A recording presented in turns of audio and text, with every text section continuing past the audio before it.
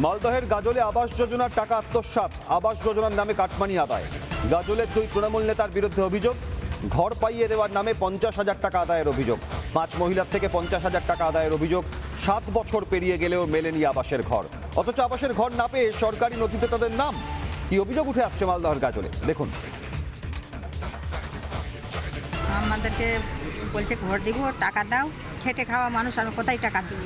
আমার ছেলেরা দিবে না, আমরা দিতেও পারবো না।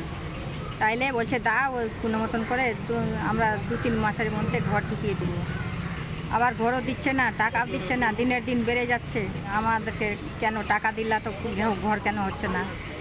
এভাবে ঝগড়া করে তাহলে আমরা কি করব? বলছি টাকা চাইতে যাচ্ছি ওদের কাছে, আমাদেরকে হুমকি দিচ্ছে যে কোন লেখা পড়ি আছে যে তোমাকে টাকা দিব, যে টাকার ডকুমেন্ট আছে তোমার কাছে যে টাকা দিচ্ছি। আমি টিএমসি পার্টিকে টাকা দিয়েছিলাম, আক্তার হোসেন, সুবোধ মণ্ডলকে 10,000 টাকা আমাদের ঘরের জন্য নিয়েছিল।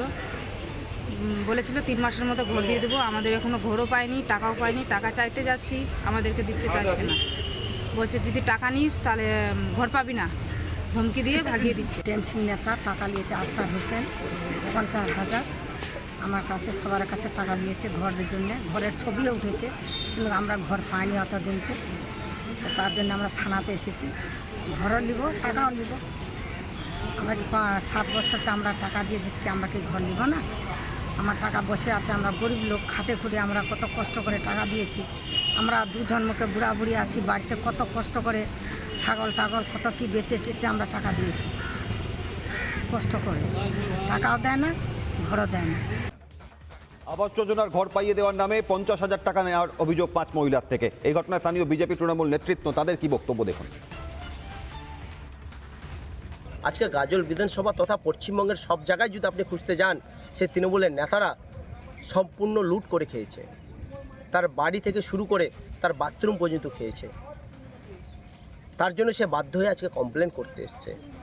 তাই যে কর্কশ অঞ্চলে যে তৃণমূলের নেতারা যে টাকাটা খেয়েছে চুরি করে, তার জন্য এটা অনুরোধ করব স্থানীয় প্রশাসন, বিডিও ও তথা গাজল থানার আইসিকে তাদের বিরুদ্ধে কঠোরতম পদক্ষেপ নেওয়া হোক। যদি কেউ টাকা নিয়ে থাকে আবাস যোজনার টাকা বা বাড়ির টাকা পাইয়ে দেওয়ার জন্য, সে অন্যায় করেছে।